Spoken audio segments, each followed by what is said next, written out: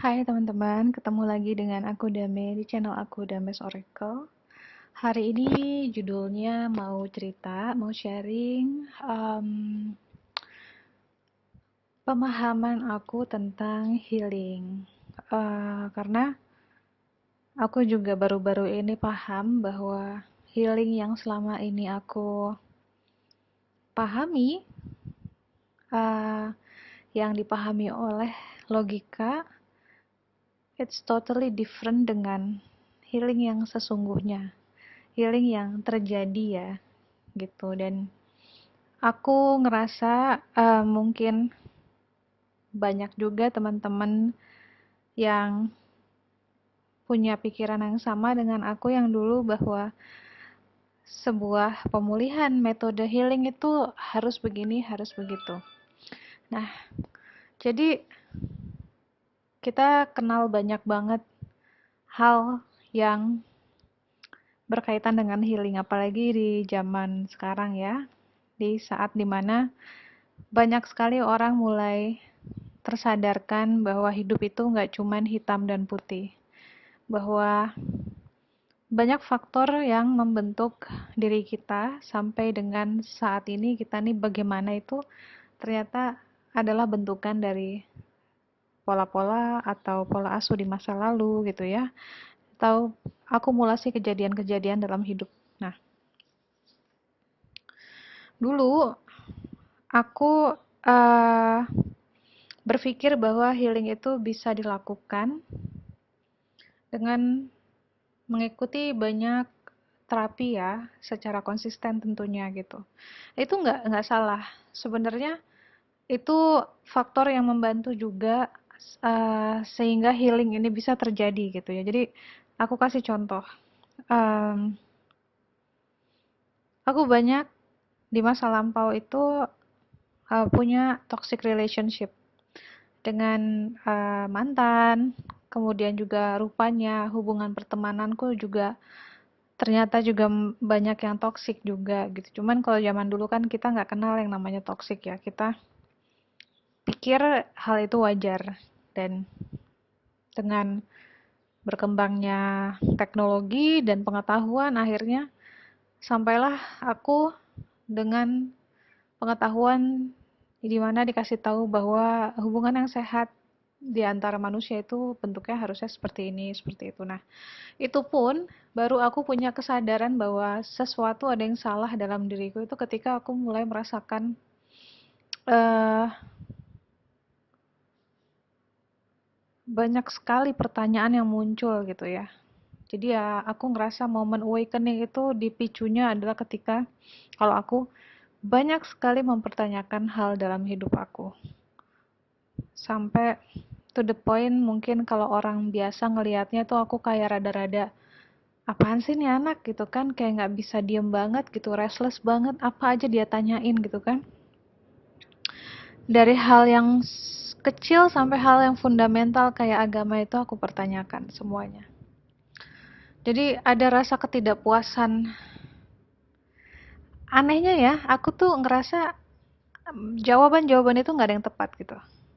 Jadi ternyata udah sekarang nih, aku baru notice, baru sadar bahwa semua hal yang aku pertanyakan dalam hidup pada waktu itu, aku kira ada jawabannya. Aku kira ada hal yang membuat aku puas gitu terhadap jawabannya. Aku kira aku akan dapat jawaban, dan ketika dapat jawaban itu aku bisa uh, make peace lah. Aku bisa, oke, okay, ya gue terima gitu kan. Oke, okay, kalau gitu gue akan menjalani hidup gue dengan damai. Tapi ternyata enggak. Bermacam-macam jawaban itu timbul dari banyak orang ya, dari orang-orang yang teman-teman dalam circle aku, sampai orang-orang di luar circle aku, sampai ke tokoh-tokoh spiritual pun gitu ya, nggak ada yang bisa memuaskan pertanyaan-pertanyaan yang muncul di batinku gitu. Nah, hidup seperti itu tuh tidak menyenangkan karena mungkin secara sadar kita nggak ngerasa kalau kita questioning a lot of things, kalau kita mempertanyakan banyak hal. Jadi yang kerasa sama aku waktu itu malah aku nggak ngerasa kayak gue kayaknya nggak sebanyak itu nanyanya. Cuman memang yang aku rasakan adalah eh aku nggak puas lagi sama kehidupan aku pada saat itu. Jadi nothing excites me anymore, nothing satisfies me anymore gitu. Nggak ada lagi yang membuat aku ngerasa cukup. Bukan dalam hal materi ya, tapi kehidupan ini tuh aku kayak ngerasa kayak pasti ada sesuatu yang lebih lagi gitu ya. Nggak cuma sekedar apa yang aku lihat. Oke, tuh. Dan ini ngomongnya agak ngalor ngidul ngalor ngidul karena aku kalau ngobrol kayak gini nggak pernah pakai skrip, nggak pernah aku tulis. Tapi aku harap teman-teman bisa ngikutin dengan um, lumayan paham ya. At least setidaknya kalau agak berantakan diterima logika, setidaknya secara hati dan secara soul teman-teman bisa ngikutin. Ya jadi kemudian ketidakpuasan itu menyebabkan aku harus uh, mengalami ketidakseimbangan mental yang amat dahsyat gitu ya. Jadi aku kena anxiety disorder.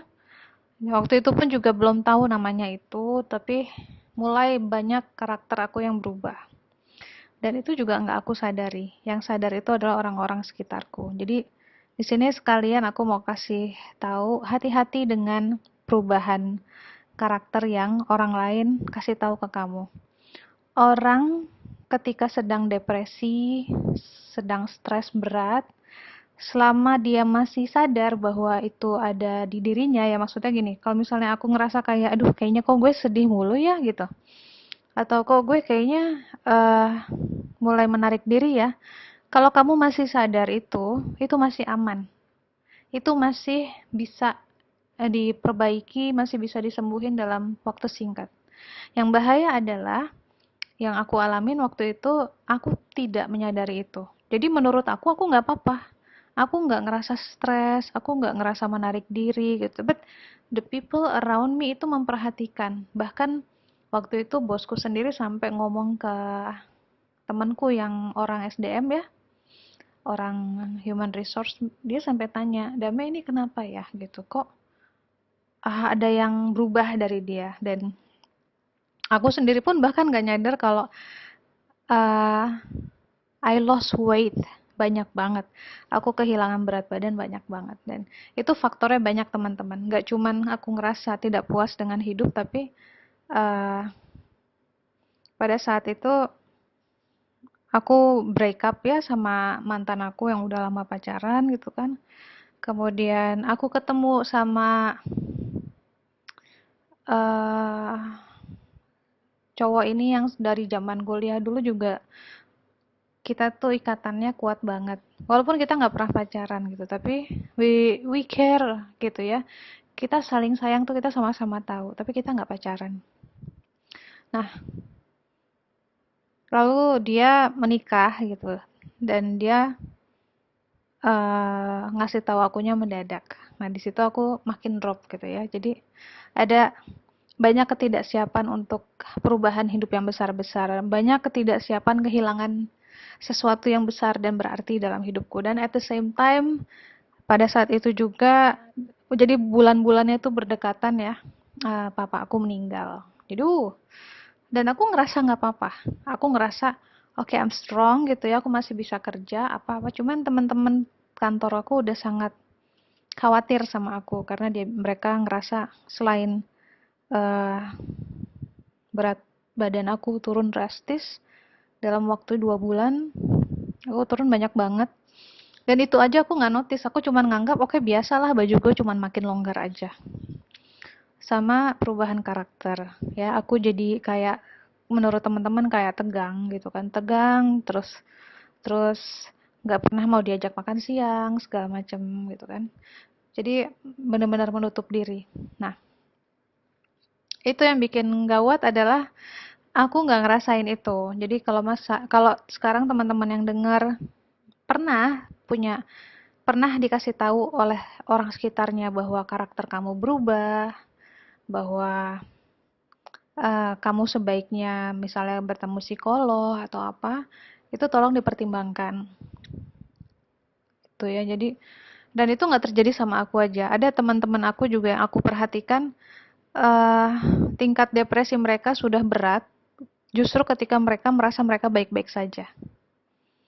Gitu. Jadi, makin kelam, tapi karena itu terbiasa berada di state seperti itu, mereka berpikir state itu adalah state yang normal, padahal bukan.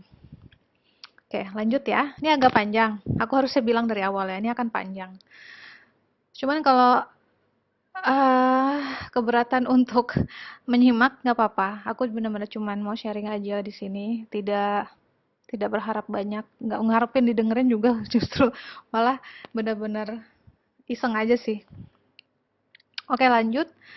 Dari situlah aku mulai ketemu banyak jalan spiritual ya. Dari keputusan aku untuk tidak memakai obat-obat antidepresan yang diberikan psikiater, jadi aku lewat jalan alternatif. Itu juga aku cari sendiri. Gitu, aku belajar Reiki gitu kan, aku meditasi, dan akhirnya mungkin karena pencarian itu juga sangat intens ya. Aku mencari kesembuhan itu sangat intens. Terbuka mungkin ya, jadi mungkin kesensitifan aku bertambah, dan karena tidak ada yang membimbing, jadi makin bingung sebenarnya, gitu loh. Jadi belajar ini, belajar itu, dan tidak ada, tetap nggak ada satupun guru-guru spiritual yang aku temui itu bisa membuat hatiku damai dan tenang. Lucu ya. Dan di sini juga mau yang aku sharing adalah buat teman-teman juga yang sedang mencari jalan kedamaian, dengan melakukan laku spiritual seperti misalnya mendalami meditasi, mendalami yoga, atau sesimpel ikut pengajian, perkumpulan doa, belajar Reiki, belajar ilmu pernapasan. Ketahuilah bahwa healing yang sesungguhnya terjadi itu ketika kita sudah bisa menerima hidup ini apa adanya.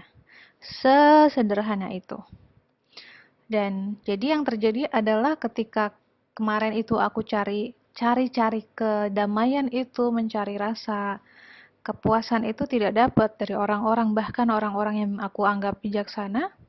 Bukannya mereka nggak pinter ya, bukannya mereka tidak bijaksana, tapi akunya yang salah, karena aku berharap ada satu jawaban yang akan menyelesaikan semua kegundahan aku dalam hidup. Ternyata nggak ada. Dan akhirnya apa? Akhirnya aku ketemu guru yoga aku yang sekarang. Hatiku nggak tahu kenapa ya, nah itu juga dalam mencari seseorang yang bisa kita anggap sebagai panutan ya, carilah pakai hati. Jangan cari pakai logika, yang artinya gini, logika itu kan maunya kan kayak gini deh, aku akan berguru sama dia, terus manfaatnya apa yang gue dapet. Nah, itu udah pasti logika. Kalau aku mau ngikutin itu, aku nggak akan mau sama guru yoga aku yang sekarang. Karena guru yoga aku orangnya sangat blak-blakan. Dan aku yang dulu itu nggak suka sama orang-orang kayak gitu. Karena aku butuh dirangkul. Dan si guru yoga aku ini dia tahu mana yang perlu dirangkul, mana yang enggak. Dan ternyata aku bukan tipe orang yang perlu dirangkul. Kalau aku dirangkul, aku akan makin manja. Nggak growing. Nah, jadi tapi hatiku tuh kayak ngerasa, oh, I can trust this person. Aku percaya sama orang ini. Padahal logikaku bilang, aduh, jangan deh sama dia deh, lo nggak dapet apa-apa. Lo tidak bertambah damai, lo tanya apa-apa, dia juga nggak jawab dengan lengkap. Dia cuman dikit-dikit bilang, let go aja, damai, let go aja. Nggak punya jawab, nggak apa, semua pertanyaan lo itu nggak bisa dijawab gitu. Lo hanya butuh pemahaman, lo nggak butuh jawaban. Itu aku bayangin ya, teman-teman bayangin pada saat itu umur aku baru 26, 25, 26, dan uh, banyak pertanyaan kan. Umur 20-an itu kan kita banyak pertanyaan sekali kan, banyak ketidakpuasan, dan hanya dijawab dengan satu kata, just let it go. Itu kan males banget ya. Aku tuh sampai ngamuk gitu, sampai, apaan sih? Dikit-dikit let go, dikit-dikit let go. Waktu itu belum zamannya Frozen, Frozen belum ada. Oke, terus ya sudah, karena tidak mendapat jawaban, ya aku kemana-mana jadinya kan. Aku, mengikuti ego gitu. Ego mau belajar ini, ego mau belajar itu. eh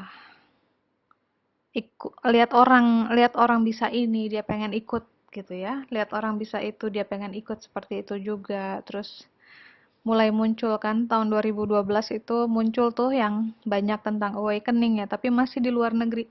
2011, 2000, jadi 2009, 2010, 11 itu tentang awakening dan new age itu banyak sekali di luar negeri, tapi di Indonesia belum belum masuk. Belum masuk tapi masih gerilya. Nggak kayak sekarang kan buka-bukaan banget ya. Nah, jadi aku banyak dapat info dari browsing sendiri dari website-website di luar negeri. Aku bahkan ikut komunitas um, New Age di luar situ. Makanya aku kenal Oracle sebelum orang-orang di sini juga tahu Oracle. Nah, udah aku tahu tentang planet-planet, tentang alien, uh, you name it lah. Kamu sebut apa aja, aku sudah pernah ngalamin gitu. Aku bukan sombong. Aku bilang aku sudah semua ngalamin, artinya aku segitu keras kepalanya dan segitu tololnya sampai semua cara aku coba, padahal guru yoga aku udah cuma bilang satu, Kak, satu hal simple aja, let it go. Let it go maksud dia adalah terima aja. Tapi kan tapi ya gitu, aku nggak mau terima jawaban itu. Jadi aku coba ini, coba itu, belajar tarot, belajar reiki, belajar pernapasan, apalagi reikinya juga macam-macam, jangan salah. Banyak yang aku ikutin itu. Sampai ada yang memang cocok, ada yang nggak cocok. Kalau nggak cocok itu aku udah langsung tinggalin. Terus, tapi ya sisi baiknya adalah aku jadi makin tahu aku cocoknya metode healingnya seperti apa. Dan aku kerucutkan dari situ. Terus aku juga makin tahu bahwa aku kan ketemu banyak orang ya teman-teman. Aku juga makin tahu bahwa hal-hal kayak gini tuh memang mereka tidak menawarkan solusi. Mereka hanya menawarkan jalan. Solusi itu ada di diri kita masing-masing. Jadi kayak gini, misalnya kamu datang ke aku minta dibacain oracle. Itu bukan solusi. Itu cuma jalan. Solusinya ada di kamu. Sama kayak orang datang gitu ya, ke suatu komunitas, mengkaji, berdoa, itu jalan. Solusinya itu sudah Tuhan taruh di dalam diri kita masing-masing. Oke, nah udah. Dari situ aku ngalamin banyak hal, belajar banyak hal, dan belajar juga tentang diri aku ya, bahwa uh, keras kepalanya aku itu benar-benar tidak membuahkan kebaikan apapun. Logika aku yang cerdas ini benar-benar tidak bisa membawa kedamaian dan memberikan solusi terhadap hidup, ya. Dan aku dulu ngerasa aku tahu apa yang baik buat aku. Dan itu datangnya semua dari logika. Tuh, jadi sampai akhirnya udah makin kesini gitu ya, bertambah umur, bertambah pengalaman, dan aku memutuskan juga untuk banyak lebih humble terhadap hidup, tidak lagi merasa bahwa aku paling tahu apa yang paling baik buat diriku, dan belajar untuk menerima itu sih. Akhirnya banyak sekali healing yang sesungguhnya healing terjadi ketika aku mulai menerima. Nah, jadi guru yoga aku tuh sekarang kalau misalnya ngeliat aku tuh dia cuman ketawa aja bilang kemana aja. Dari awal kita ketemu, aku sudah bilang, kamu akan baik-baik saja, ibaratnya kamu akan sembuh ketika kamu sudah mau menerima. Ya kita kan mana ngerti ya terima apaan gitu. Tapi ya ternyata teman-teman menerima itu sesederhana kita tidak lagi menghendaki kenyataan yang berbeda dari yang ada sekarang. Misalnya gini, aku merasakan healing yang sangat sangat luar biasa gitu ya ketika aku bisa menerima bahwa keluarga aku memang tidak sempurna dan tidak akan pernah sempurna ya. Dan ini bukan soal ucapan tapi di dalam hati. Jadi beda kalau kita bilang gue udah terima kok, tapi hatinya yang benar tuh yang di hati, kamu benar udah terima atau belum. Jadi pada suatu saat aku mencoba jujur sama diri aku tentang hal-hal yang aku sayang ya, tentang orang-orang yang aku sayang. Dan bukan cuman keluarga. Tahu-tahu aku cuman gini aja. Aku tanya ke dalam diri aku, Dame, atau Ria dia, aku biasa manggil diri aku Ria. Ria, kalau si ini tidak kamu telepon-telepon, kira-kira dia akan telepon kamu nggak? Lalu diriku berkata, enggak. Oke. Terus aku tanya lagi, jadi selama ini itu adalah hubungan satu arah. Artinya ketika kamu berhenti menelepon dia, tidak ada lagi kan yang perlu dipertahankan dari relationship ini. Iya. Nah, itu sesuatu yang kalau lower self kita ya, diri kita yang manusia yang penuh dengan perasaan baper, itu mungkin akan jadi sesuatu yang menyedihkan. Kayak, oh kok sayang ya, sebuah persahabatan itu berubah seiring waktu gitu kan. Cuman di momen itu aku sudah tidak mau begitu lagi. Karena being baper is tiring, sangat melelahkan. Dan aku sangat yakin diri aku yang lebih tinggi dan bijaksana sebenarnya tidak sebaper itu. I can choose. Kita semua bisa memilih kok, teman-teman. Kita bisa memilih kita mau baper terus atau tidak. Nah, jadi dengan sesi tanya jawab dengan sama diri sendiri dan dengan jujur-jujuran ya, nih gue jujur nih. Lo harus jujur nih, ibaratnya gini. Kalau lo telepon dia, kalau lo nggak telepon dia, kira-kira dia bakal nelfon lo nggak? Itu adalah kenyataan yang pahit ketika aku bilang, dia nggak akan nelfon gue kalau gue nggak nelfon duluan. That's very bitter and sad to admit. Itu sangat pahit untuk diakui bahwa beberapa orang yang aku sayang dalam hidup aku stop contacting me. Berhenti berinteraksi sama aku. Dan selama ini ada interaksi itu hanya karena aku yang mulai duluan, ya. Jadi ini sekilas contoh aja tentang bagaimana kita harus mengakui dulu bahwa iya ya, ternyata it's a one-sided relationship. Ini adalah relationship yang satu arah. Sedih ya? Ya, sedih. But guess what? And you know what? Kita terima aja ya, gitu. Oke, aku akui bahwa I'm watering that plants. Aku nyiramin tanaman yang mati. Jadi istilahnya energi aku sia-sia di situ untuk maintaining relationship. Kalau orang bilang kan, menjaga silaturahmi. Nggak ada tuh ceritanya kayak gitu. Kalau cuma satu arah doang. So I stop. Di situ aku berhenti menghubungi orang duluan. Aku berhenti menyalahkan diriku ketika orang tidak menghubungi aku. Aku berhenti berpikir, nggak enak nih, kita kan harus lebih dulu yang menghubungi. Enggak, aku sudah cukup. Sudah cukup.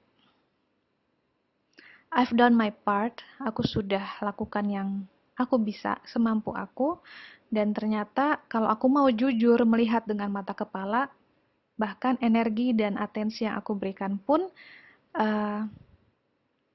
berhenti di situ saja. Jadi aku tidak lagi seperti itu ke orang lain.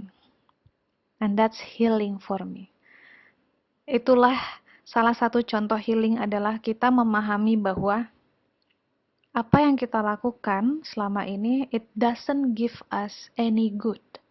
Gak memberi kebaikan. Tidak berfaedah buat kita. Mungkin menurut norma masyarakat itu baik. Itu layak dan malah harus. Oh, wajib dong kamu maintaining relationship. Wajib dong kamu begini begitu begini gitu kan, itu sepantasnya. tapi menurut siapa, gitu ya. Jadi itu salah satu contoh yang menurut aku adalah very healing. Dari situ aku ngerasain kayak ada beban gitu, beban keangkat, dan orang-orang ini yang tadinya aku pertahankan relationship-nya, mereka rasanya energinya makin jauh, kayak jauh sekali di belakang, kayak something yang seharusnya sudah aku tinggalkan sejak lama. Dan guess what? Ketika aku teleponan lagi sama mereka, bukannya aku membenci ya, kemudian menutup diri, enggak. Aku tetap, I'm still here, aku masih di sini. Tapi aku sudah tidak lagi mencoba menarik-narik mereka masuk ke dalam kenyataan hidup aku ketika mereka sebenarnya sudah ada di belakang gitu loh. Ya. Jadi di situ aku menyimpulkan semua hal yang menyebabkan kita nggak balance, yang menyebabkan timbulnya penyakit hati, penyakit fisik, itu adalah kita tidak mengikuti apa yang soul kita mau. Dan ketika kita nggak mengikuti apa yang soul kita mau, kita tidak selaras sama kenyataan hidup. Karena jiwa kita selalu selaras dengan kenyataan hidup gitu. Jadi kalau emang soul kita, misalnya nih ada di fase ini ya, fase dimana sedang jomblo, soul kita sedang ingin sendirian. Karena soul tahu bahwa dia tidak perlu belajar dengan pasangan untuk saat ini misalnya. But the mind, our logic, pengennya punya pacar. Jadinya kenyataan hidup kita yang jomblo ini, kita nggak bisa terima. Kita benci sama hidup kita yang jomblo ini. Padahal soul kita yang minta untuk, saat ini aku mau single dulu Tuhan. Don't give me any man or women untuk saat ini, because I want to know who I really am. Aku pernah di tahap itu juga, dimana aku ngerasa aku nggak akan punya pacar nih saat ini. Karena apa? I need to know who I really am. Aku perlu tahu aku siapa sebenarnya. Aku perlu ngenalin diri aku dulu nih sebelum aku kenal sama pasangan aku. Tuh.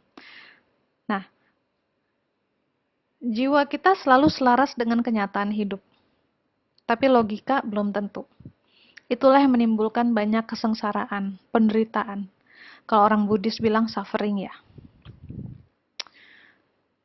Jadi ya, di sini aku again mungkin sambil berbagi juga mengingatkan diri aku juga. Mari kita sama-sama melihat apa lagi yang saat ini kita keluhkan ya. Keadaan hidup apa yang selama ini kita keluhkan. Dan cobalah kita pikir ya, mungkin memang jiwa kita butuh untuk ada dalam situasi seperti ini sekarang. Daripada kita melawan. Karena segitu ada penolakan dan perlawanan, disitulah energi kita menyumbat. Nyumbat, butek, ketahan, dan akhirnya jadi penyakit. Yang tadinya penyakitnya cuma bentuknya energetik. Lalu ke mental, jadi mental illness.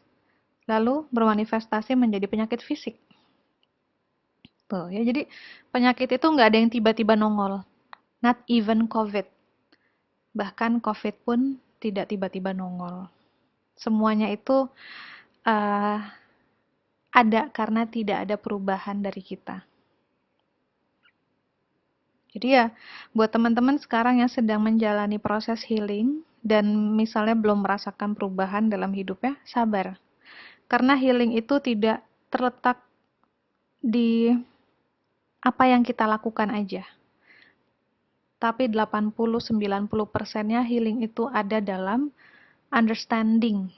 Ketika kita paham bahwa, oh ternyata mama dan papa gua itu dulu tuh begitu karena begini ya. Gitu. Ada pemahaman yang, gitu, understanding, kayak momen eureka gitu. Akhirnya tersibaklah gitu kan kebodohan kita gitu ya. Misalnya kita berpikir selama ini, oh gini-gini, gue tuh berhak diperlakukan dengan penuh cinta segala macam. Not really gitu. Ada banyak hal yang bikin kamu hidup dalam situasi seperti ini. Ada perjanjian jiwa-jiwa sebelum kita lahir. Itu panjang pembahasannya, di mana kamu sendiri yang memilih orang tua kamu, dan orang tua kamu bersedia memerankan sebagai orang tua yang abusive, karena mungkin di past life kamu perlu belajar rasanya di abuse itu seperti apa. Karena mungkin dulu kamu adalah abusive gitu di past life ya. Jadi unfavorable life situation gitu ya. Situasi hidup yang tidak menyenangkan pada saat ini, bisa nggak kita melihatnya sebagai istilahnya mungkin itu adalah karma kita yang berbuah gitu. Bahwa mungkin dulu kita begitu ke orang. Dan setidaknya sekarang kita tahu rasanya kan, oh ternyata nggak enak ya dibentak-bentak. Oh ternyata diomongin ketus itu tidak enak sekali gitu loh. Dikata-katain itu nggak enak sekali. So, aku harus berhenti menggunakan kata-kata kasar juga, walaupun konteksnya bercanda. You know, words are energy gitu kan. Jadi hati-hati dalam berkata-kata. Itu cuman contoh aja. Jadi, kalau sekarang ada yang ngeluh gitu, aku disakiti gitu ya, aku haknya diambil. Coba punya mindset yang lebih understanding. Coba punya geser pemahamannya. Walaupun aku tahu sangat-sangat sulit gitu kan untuk punya understanding yang lebih positif, tapi paksa. Memang sakit ya. Rasa sakit itu harus diakui. But paksa diri kamu untuk punya pikiran bahwa misalnya gini, ada yang diselingkuhin ya. Misalnya, ada yang diselingkuhin dan kamu sakit hati banget karena diselingkuhin. Paksa diri kamu untuk bersyukur bahwa orang tersebut tidak ada lagi di dalam hidup kamu. Mau kamu bilang, ah cewek itu mengambil milikku. Hey, kalau milik kamu juga nggak bersedia diambil, nggak keambil kok. It takes two to tango. Ada orang bilang kan pelakor. Aku tidak pernah setuju dengan istilah itu. Perebut lelaki orang. Kalau lelakinya kuat hati dan memang happy dengan marriage-nya atau dengan pasangannya, dia juga tidak akan mau direbut. Percaya deh.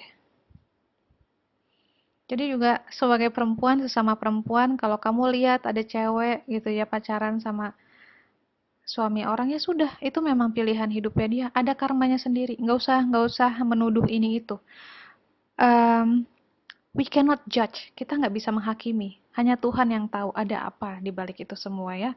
Ingat, ada peran-peran yang sudah disetujui antar jiwa sebelum mereka lahir. Itu yang kita nggak pernah tahu. Jadi untuk situasi-situasi nggak enak, berdoalah. Doanya gampang.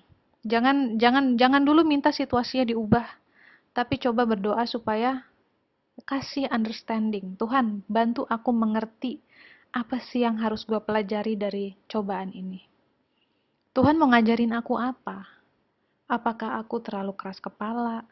Apakah aku terlalu sombong? Atau aku terlalu menyayangi dia sehingga aku lupa ada yang namanya Tuhan? Ya siapa tahu ya, gitu. Jadi grow up gitu, jadilah jiwa yang dewasa. Tidak sedikit-sedikit menyalahkan keadaan gitu kan. Keadaan itu tuh ada karena memang itu cuman tools aja. Keadaan kita itu tools untuk bertumbuh. Kondisi yang kondusif untuk bertumbuh. Walaupun itu nasty ya, walaupun nggak enak, tapi itu kondusif ternyata untuk jiwa bertumbuh. So anyway, intinya di sini yang mau aku sharing adalah cari understanding itu, bukan cari knowledge-nya. Bedain knowledge dan understanding. Understanding itu pemahaman, pengertian itu datangnya dari hati beserta kasih sayang. Di dalam understanding itu ada kasih sayang, ada forgiveness, ada grace. Jadi ketika kamu paham kenapa orang tua kamu seperti itu, automatically kamu sudah memaafkan dia. Kamu akan, oh iya, oke, aku paham. No, I know why. Sekarang aku ngerti kenapa misalnya bokap aku galak. Ternyata dia sayang banget sama aku dan dia tidak tahu caranya menyayangi anak dengan benar selain bikin anaknya takut. Misalnya kayak gitu. So, healing itu asalnya dari understanding. Selama kita masih bertanya, kita cari jawabannya lewat buku, lewat orang, itu hanya kasih makan logika saja. But it's good gitu. Knowledge is good. But what you need is understanding. Pemahaman yang datangnya dari hati ya, bukan dari logika. Dan kamu akan ngerasain healingnya itu akan instan. Nggak kayak makan obat, nggak kayak dioperasi gitu, tapi tahu-tahu secara halus gitu ya, rasa damai itu tahu-tahu ada. Tahu-tahu yang tadinya ngeliat foto dia menyakitkan, sekarang malah kayak ada keinginan untuk mendoakan dia supaya hidupnya baik. Dan itu keinginan yang tulus. Dan aku sendiri ngalamin itu sama orang-orang yang aku sebel banget di masa lalu gitu kan. Tahu-tahu ketika mereka muncul lagi, mereka WhatsApp aku atau mereka nongol gitu fotonya, aku cari-cari loh, perasaan sebel itu udah nggak ada. Bahkan aku cari-cari nggak ada. Aku malah kayak bersyukur mereka masih sehat di saat kayak gini. Aku malah sampai aku ngedoain, ya Tuhan gitu kan, semoga mereka sehat-sehat terus gitu dan bisa survive.